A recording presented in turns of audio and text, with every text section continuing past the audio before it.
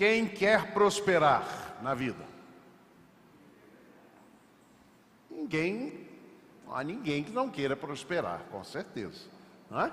Todos nós queremos para frente, para o alto, não é? Como dizia pastor Heber Vasconcelos, para frente e para o alto, né? Ele sempre usava essa expressão, querido pastor Heber, já falecido, mas uma bênção para a vida de muitos de nós que aqui estamos.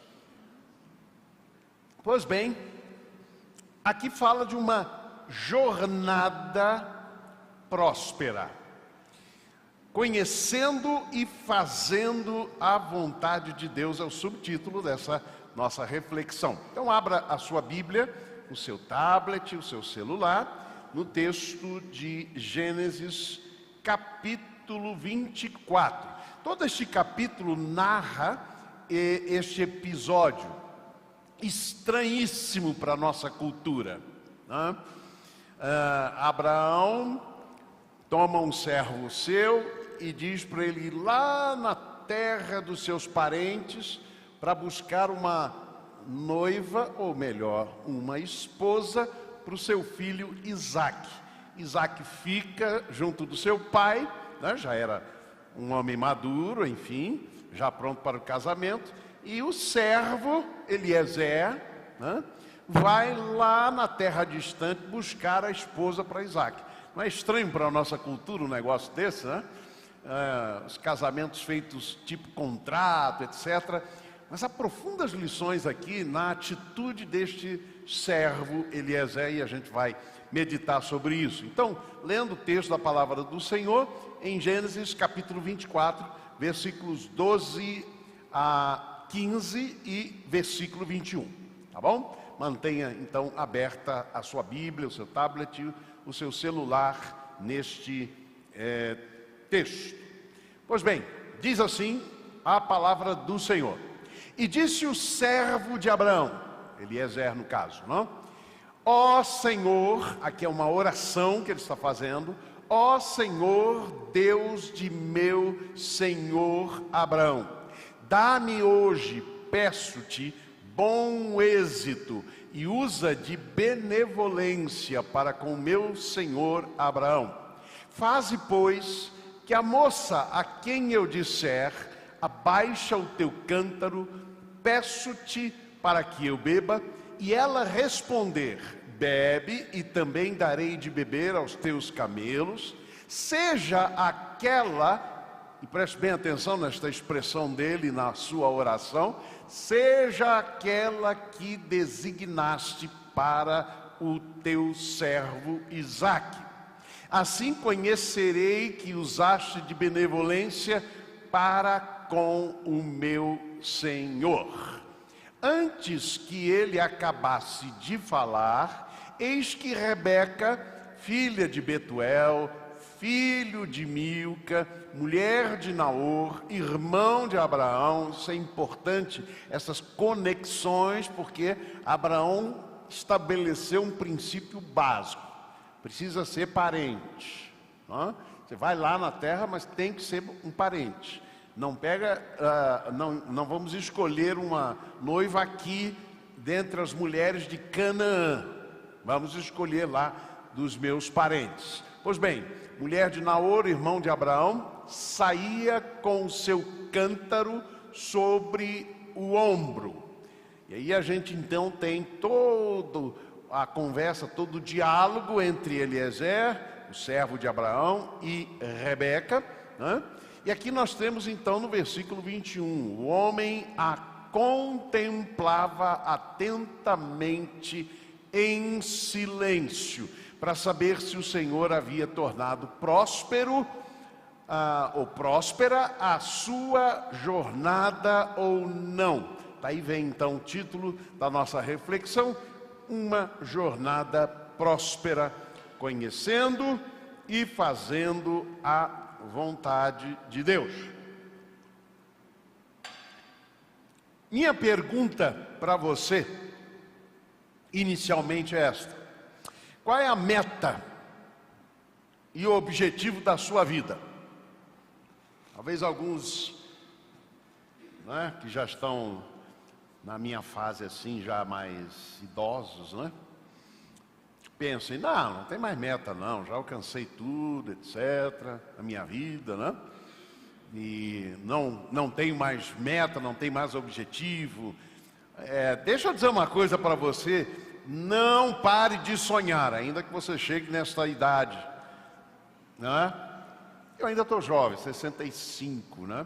E recentemente eu falei, não, eu não estou idoso ainda não, vamos lá. E voltei a estudar, voltei para as cadeiras da universidade, enfim. Não pare de sonhar, amém? Vamos repetir comigo? Não pare de sonhar. Nada deve impedir que a gente continue sempre sonhando e avançando mais.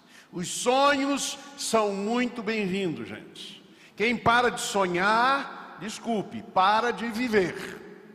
Tá bom? Então continue sonhando. Mesmo que você já tenha alcançado aquele projeto de vida, etc. Sonhe mais. Vai para frente. Será que o curso da sua vida chegará então a um bom termo dentro desses sonhos, das suas escolhas? As escolhas que você fez e fará, será que vão levar você a um bom fim? Não? E o que significa este bom termo, bom fim, do ponto de vista de Deus? Não do meu ponto de vista meramente, mas do ponto de vista de Deus. Como é que Ele vê os meus sonhos e quando é que Deus vê e percebe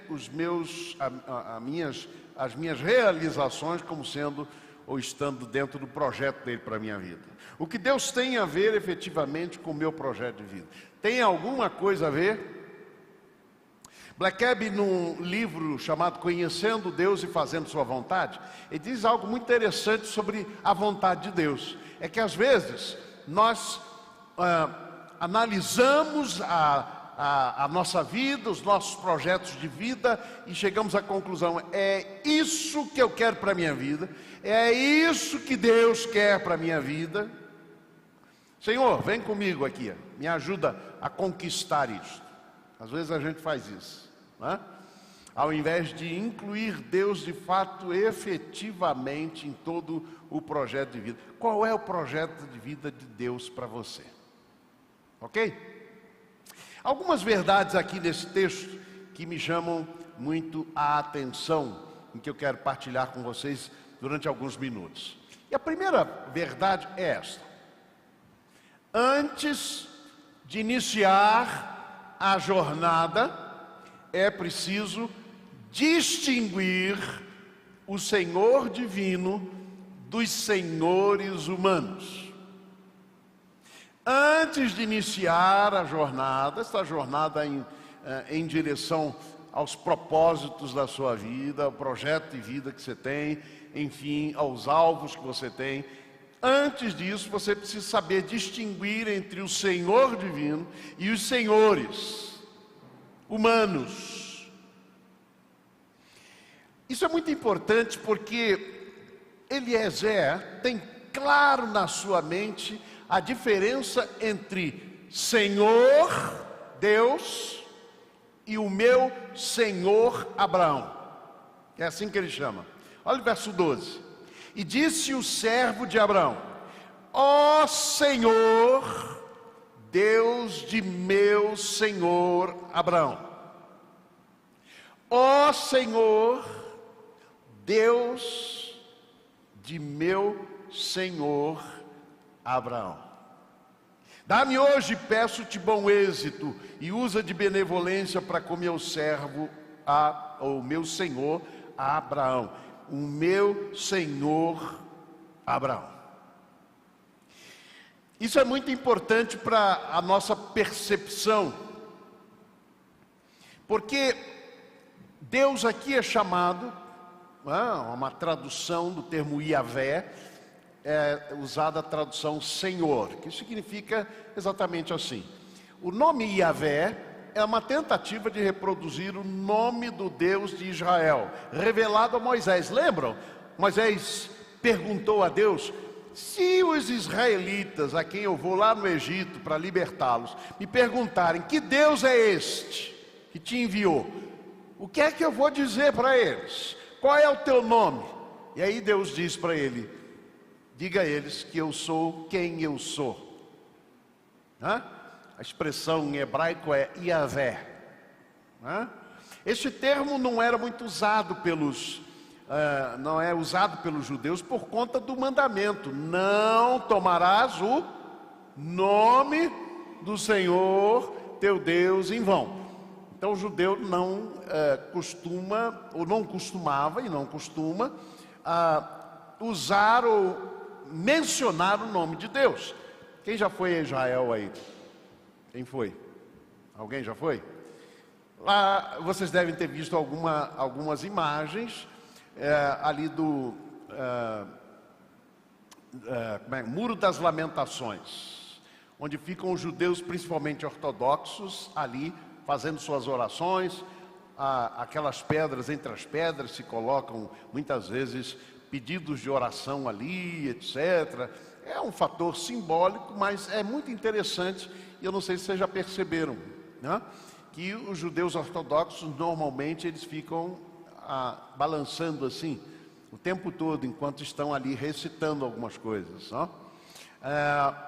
E por que eles se balançam assim?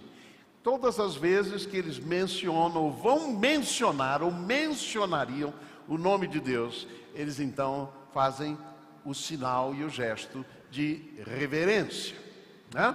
Então isso é importante. Como é que o judeu então expressa o nome de Deus? Adonai, meu Senhor, meu Senhor. Israel conhecia o seu Deus como o bom pastor que os guiava pelos caminhos tortuosos da vida. Mas, sobretudo, Israel conhecia e conhece o seu Deus como o Senhor. Meu amo, é esse o sentido. Senhor da minha vida, dono da minha vida. Então, é interessante porque para Israel, para o povo de Deus, para a palavra de Deus, para Eliezer, Deus, o Senhor, não está em paralelo com o seu Senhor Abraão. Pelo contrário, o Senhor está aqui, Deus. O senhorio, ou o Senhor Abraão está aqui. Deus não concorre com os senhorios humanos. Interessante que Paulo vai alertar a gente sobre isso. Ele diz: olha, por sangue vocês foram comprados. Não vos façais servos, não vos façais escravos de homens. Não vos façais escravos de homens. Gente, na nossa jornada, a gente precisa ter isso muito claro na nossa mente. Nós servimos a um único Senhor. Os outros senhores humanos, eles estão debaixo do senhorio absoluto deste Senhor. Absolutamente. Só ao Senhor servirás, só a Ele adorarás. Amém, irmãos? Só para lembrar, os primeiros cristãos que foram mandados para as covas de leões, ali na época do Império Romano, né, domínio do Império Romano, Imperador Nero, Diocleciano, etc. Eles iam para essas torturas, para esses martírios, com uma palavra na boca, que era: só o Senhor é Deus, só o Senhor é Deus. Só Deus é o nosso Senhor. Ele é o único Senhor da nossa vida. Que fique muito claro para nós isso. Antes de iniciar a nossa jornada, nós precisamos ter isso muito claro na nossa mente. De não servirmos a nenhum senhor humano, mas somente ao Senhor da nossa vida. Segunda verdade desse texto é que a nossa jornada ela é próspera quando ela é próspera aos olhos de Deus. Nem sempre o que ao mundo é próspero, ou parece próspero, é próspero de fato aos olhos de Deus. Aqui isso é muito importante porque o homem, Eliezer, diz assim no versículo 21, ou o texto bíblico diz: e o homem, ou seja, Eliezer, contemplava a Rebeca. Ele não anunciou para ela quais eram os sinais que ele pediu a Deus de que Rebeca seria a escolhida. Então ele ficou apenas contemplando, ele apenas fez um pedido: dá-me água. E ele ficou observando. E diz a Bíblia: o homem a contemplava atentamente em silêncio, para saber se o Senhor havia tornado próspera a sua jornada ou não. Quem define se a jornada seria próspera ou não? O Senhor. Pelos valores de Deus, pelos princípios de Deus. Então é muito importante essa diferença, para saber se teria o Senhor levado a bom termo a sua jornada, é a expressão que está ali. Literalmente, para saber acaso se Deus fez prosperar o caminho dele. A palavra caminho na Bíblia, derek, significa estrada, jornada, mas principalmente o curso da nossa vida. Qual é o curso da minha vida? Para onde vai levar os caminhos que eu vou escolhendo na minha vida? Em que direção estou seguindo? E a palavra prosperar significa apressar, avançar, progredir, obter sucesso. Então, o texto chama a atenção de que ele desejava observar para ver se tinha alcançado sucesso naquela jornada que ele empreendera em direção a encontrar a esposa para Isaac. Se Deus tinha causado prosperar, isso é muito importante, é o formato do verbo aqui, prosperar. Ele está no refil do hebraico, que significa causativo. Então, a tradução melhor seria que ele estava observando para ver se Deus causava a prosperar o seu caminho. Quem era a causa da prosperidade na vida de Eliezer e naquele caminho que ele empreendia? Quem era a causa? O Senhor. Quem é a causa do teu sucesso, da tua vitória, da tua prosperidade? É o Senhor, é Deus. Isso é muito importante para que a gente vá cada dia mais trilhando a nossa jornada. Qual é a meta? Qual é o objetivo da sua vida? Será que o curso da sua vida chegará a bom termo? As escolhas que você faz levará a bom termo? Deus é a causa da tua prosperidade, meu irmão. Essa é a grande pergunta da nossa jornada. Terceira verdade que quero partilhar com vocês é que a nossa jornada ela é próspera quando ela é empreendida como? Não ouvi. E é isso. A nossa jornada é próspera quando ela é empreendida dentro da vontade de Deus. O tópico 2, eu chamei a atenção sobre a prosperidade pelos olhos de Deus. O que é que significa prosperidade aos olhos de Deus e o que é que significa prosperidade aos nossos próprios olhos? Então a nossa jornada para ser próspera precisa ser próspera aos olhos de Deus, não aos meus olhos. Não é? Porque pode ser que muitas vezes o ser humano coloque como prosperidade alcançar riquezas, muitas vezes independentemente dos meios. Pode ser que a corrupção esteja, por exemplo, na conquista de prosperidade, enganar os outros. Obviamente essa não é uma prosperidade segundo os olhos de Deus. Mas aqui a pergunta é se a prosperidade é segundo a vontade de Deus. A nossa jornada é próspera quando ela é empreendida dentro da vontade de Deus. Olha o que diz Gênesis 24:3. Para que eu te faça jurar pelo Senhor, Deus do céu e da terra. Aqui palavra de Abraão a Eliezer, quando vai lhe dando a instrução. Para que eu te faça jurar pelo Senhor Deus do céu e da terra, que não tomarás para meu filho mulher dentre as filhas dos cananeus, no meio dos quais eu habito, mas que irás à minha terra e à minha parentela, e dali tomarás mulher para meu filho Isaque. E aí o texto diz no versículo 5, se porventura a mulher não quiser seguir-me a esta terra, pergunta Eliezer a Abraão.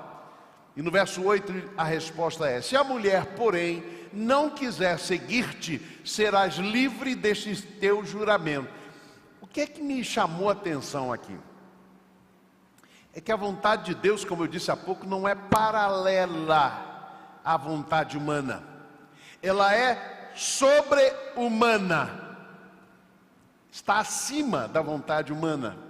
Mas preste atenção, um fato é que a vontade de Deus respeita a vontade humana. Não sei se a gente poderia usar a expressão respeitar propriamente dito, quando a gente fala de Deus. Mas o fato é que a vontade humana está envolvida. Quando a Bíblia diz que Jesus estava no Monte das Oliveiras, contemplando diante de si a cidade de Jerusalém, não é?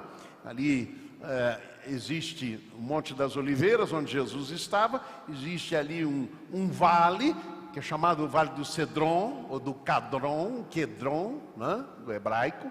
E a 500 metros, mais ou menos, se encontra o muro, né? E ali o Monte Sião, onde estava o templo erigido, onde hoje você tem aquela cúpula dourada, né? Que é um monumento muçulmano. Então é muito interessante, porque a Bíblia diz que Jesus está ali contemplando a cidade de Jerusalém, né? A cidade velha, e Jesus ali chora, e ele diz: Jerusalém, Jerusalém, que matas os profetas e apedrejas os que a ti são enviados. Quantas vezes eu quis, vontade de Jesus, vontade de Deus.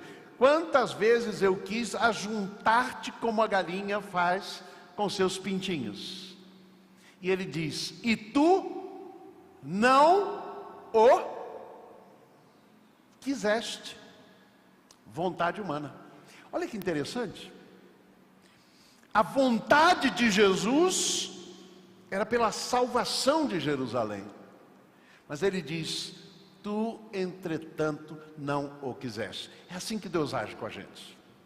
Ele tem uma vontade que é soberana, é sobre-humana, no sentido de que é acima da vontade humana. Mas Deus não impõe.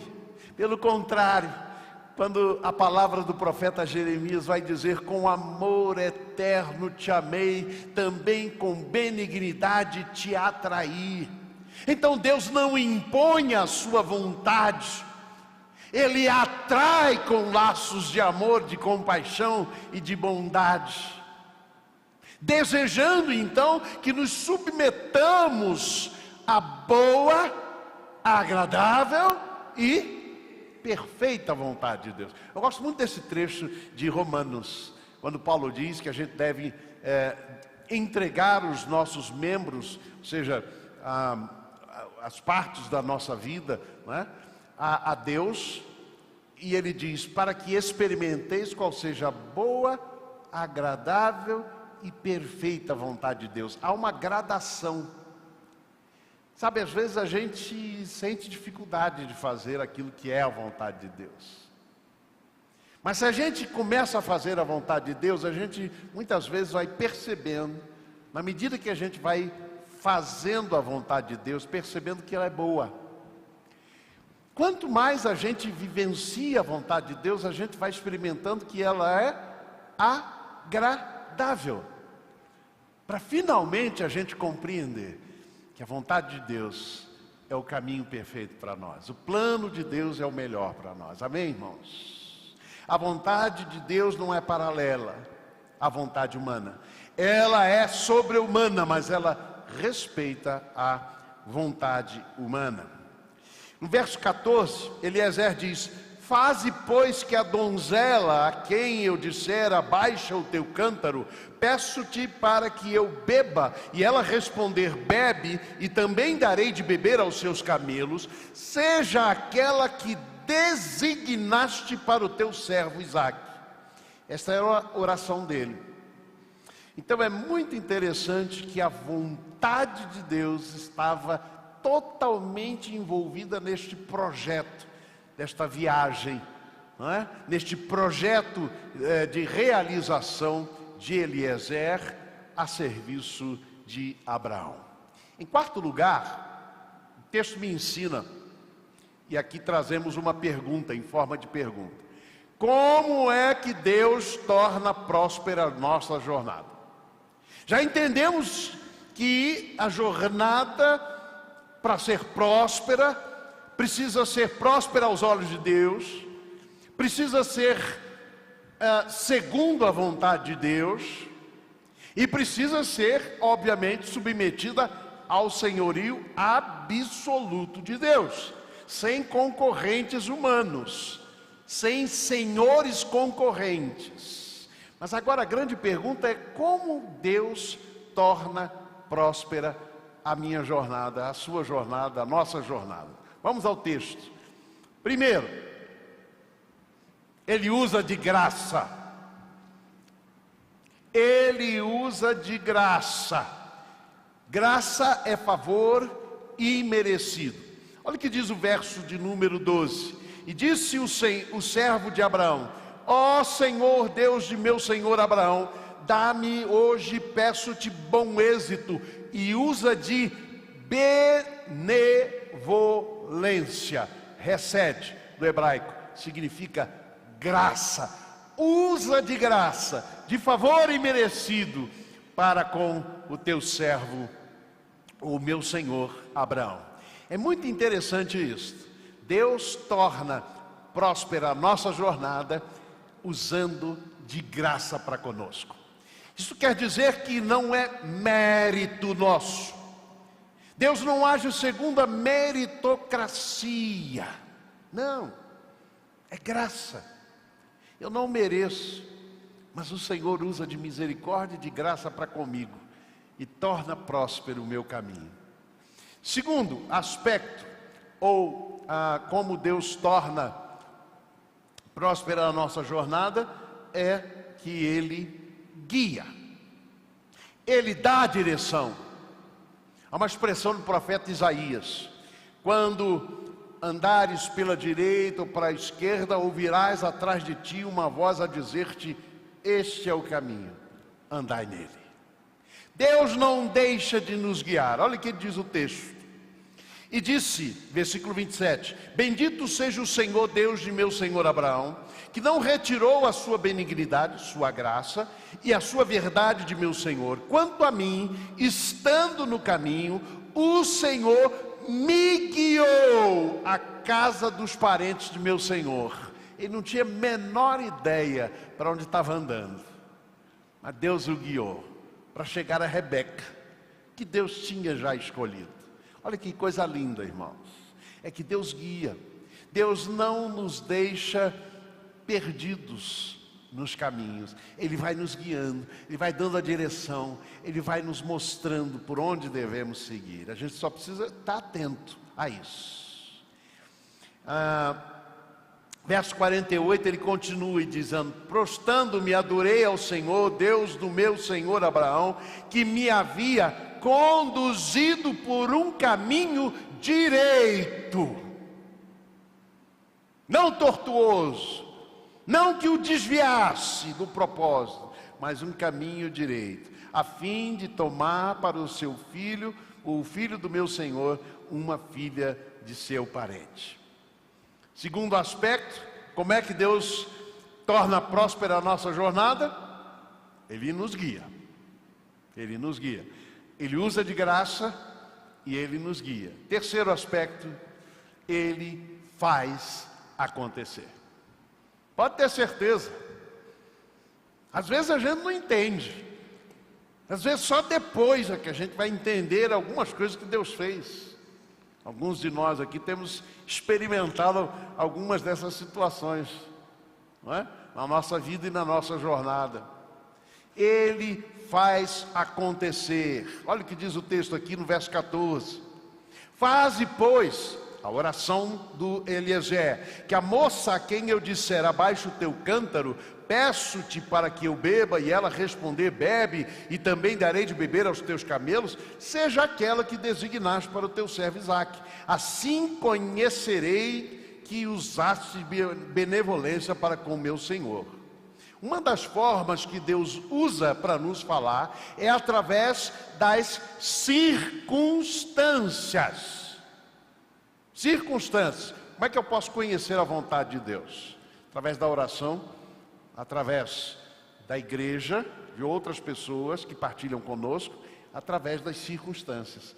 São três principais aspectos que a gente vai conhecendo a vontade de Deus. Circunstâncias. Apesar de que a gente não deve, às vezes, colocar as circunstâncias em primeiro lugar, né? Como é que diz o cântico? Não olhe as circunstâncias, olhe o seu amor, não me guie por vista. Ora, gente, animados. Não olhe as circunstâncias. Mas esse cântico está falando é que na nossa jornada a gente não deve desanimar por conta de circunstâncias. Não está dizendo que a gente não deve ficar atento às circunstâncias. Deus nos fala através das circunstâncias em muitas vezes. Mas é preciso que as circunstâncias falem a mesma língua da palavra de Deus, da igreja do Senhor, né? E da oração. Elas precisam estar em sintonia. Essas são, portanto, as formas que Deus torna próspera a nossa jornada. Por último, eu tenho uma última pergunta ao texto. O que eu preciso fazer para que Deus torne próspera a minha jornada? Opa, mexendo aí? O que eu preciso fazer para que Deus torne próspera a minha jornada? O que eu preciso fazer? Vou cruzar os braços? Vou ficar quieto num canto apenas? Vamos ver quais são as atitudes desse homem. A primeira delas, oração. Oração. Está no verso 12, em todo este episódio, ele ora a Deus. Disse o servo de Abraão: ó Senhor, Deus de meu senhor Abraão, dá-me hoje, peço-te, bom êxito, e usa de benevolência para com o meu senhor Abraão. Ele orou o tempo todo nessa jornada. Eu não sei quantos dias ele viajou, mas a viagem dele foi orando, o tempo todo orando. Como é que eu vou permitir que as manifestações da graça do Senhor venham sobre a minha jornada? Isso é oração, gente. Orando, colocando diante de Deus, não é? A minha jornada e o caminho. Primeira coisa, oração. A segunda coisa, contemplação em silêncio. Olha o que diz o texto aqui, verso 21. E o homem a contemplava em silêncio. Aliás, diz, a contemplava atentamente em silêncio, para saber se o Senhor havia tornado próspera a sua jornada ou não. Sabe, eu às vezes me preocupo muito porque no meio evangélico parece haver uma ideia de menos silêncio e mais falação com Deus. Às vezes a disputa de quanto tempo eu passei em oração falando com Deus. que é a garantia de que eu vou conseguir conquistar aquilo que eu estou pedindo em oração. Há as famosas campanhas, não é? 7 semanas de oração, por um motivo só. Sabe o que é que Jesus falou sobre isso? Está lá em Mateus capítulo 6, versículo 7. E orando, não useis de vãs repetições, como os gentios, porque presumem que pelo seu muito falar é que serão ouvidos. Interessante isso, porque às vezes eu vejo no meio evangélico exatamente o contrário. O pessoal acha que pelo muito falar é que vai conseguir. Então, como eu disse, campanha de oração. Ah, Deus me acordou de madrugada, eu fiquei 2 horas em oração. Eu sinceramente, gente, eu às vezes duvido disso. Quando a pessoa diz isso, ficou 2 horas orando. Porque tem que ter muito motivo para passar 2 horas falando. Se não, é mantra, é repetição. Tipo, Hare, Hare, Hare Krishna, Hare, Hare, Hare Krishna. É isso. Estão transformando a oração em mantra. Não é pelo muito falar. O homem ficou em silêncio. Orou e ficou em silêncio, aguardando a resposta de Deus. Às vezes Deus está nos pedindo silêncio. Aguarde em silêncio. Não é? Já colocou diante de Deus? Não quer dizer que você não vá repetir um pedido diante de Deus. O que Jesus está falando não é repetir o pedido, é da vã repetição, não é? Essa mantra, como eu disse, né? Ficar repetindo achando que pelo muito falar é que vai ser ouvido. Contemplação em silêncio. Você tem uma luta diante de Deus, gente? Você tem algum propósito, algum desejo que você colocou diante de Deus? Fique em silêncio. Não fica, às vezes, partilhando com pessoas. Deixa eu dizer uma coisa aqui. Há um perigo, às vezes, da gente ficar falando para as outras pessoas, sabe? Às vezes Deus colocou alguma coisa, algum sonho no nosso coração, e a gente começa a espalhar isso aí. Porque eu estou pedindo a Deus, Deus vai me dar, Deus vai me dar, Deus vai me dar. Sabe, você não conhece as pessoas. Guarda no teu coração. Guarda no teu coração. A Bíblia diz que algumas mulheres, na história bíblica do Antigo Testamento principalmente, guardavam algumas coisas no seu coração, observando, contemplando. Maria, mãe de Jesus, guardava estas coisas no seu coração. Ia só confirmando diante de Deus. Guarda no coração, contempla em silêncio. Você já pediu? Já colocou diante do Senhor? Contemple em silêncio, aguarda a resposta que Deus vai dar. Terceiro, como é que diz aqui? Não ouvi. Foco e perseverança. É o que esse homem tem, foco. Olha o que acontece quando ele chega lá na casa de Rebeca. Ele expõe lá a história. Ele diz a Bíblia assim: diante dele puseram comida, um banquete. Porém ele disse: não comerei enquanto não expuser o propósito a que venho. Não comerei enquanto não expuser o que tenho. Qual é o propósito do meu coração? Que bacana isso, né? Ele tinha foco na missão. Ele tinha foco no propósito. Em quarto lugar, adoração. O que a gente precisa fazer para que Deus torne próspera a nossa jornada? Oração, contemplação em silêncio, foco, perseverança, mas também adoração. Diz a Bíblia: então o homem se inclinou e adorou o Senhor. não adorou homem algum, não idolatrou homem algum humano. Ele adorou só o Senhor. Só o Senhor adorarás, só a Ele servirás. E a última atitude que ele tem e que nós precisamos ter é o espírito de servos, de não achar que a gente manda em Deus, de não achar que nós somos os senhores. Houve um movimento no meio evangélico nos anos 80, né, século passado, e que falava muito sobre isso, né? Um movimento no meio evangélico em que as pessoas reivindicavam as coisas a Deus e exigiam as coisas de Deus. Falta às vezes em nós esse espírito de servo.